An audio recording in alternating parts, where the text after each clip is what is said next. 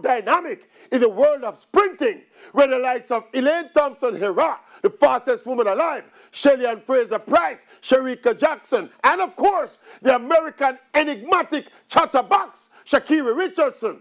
All these women are among an elite group of female sprinters who are currently outshining their male counterparts. And as per the forces of the market, my hope is that these women and the others in this elite sprint pool be paid the bigger bucks they deserve in appearance fees and endorsements, etc. And look, don't get it twisted. This is not a call for equal pay in sports. This is a call to pay these women commensurately with their brilliance. And there is no doubt that in the sprint game right now, the Jamaican queens, added to the X factor of Sha'Carri Richardson, are the biggest stars in the sprint business and deserve their due.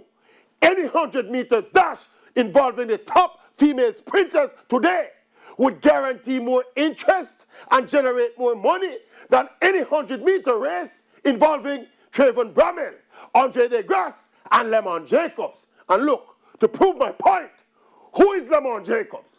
Who is he? Who is Lamont Jacobs? Who is he? Lamont Jacobs is the Olympic 100-meter champion. I rest my case. I rest my case. I rest my case.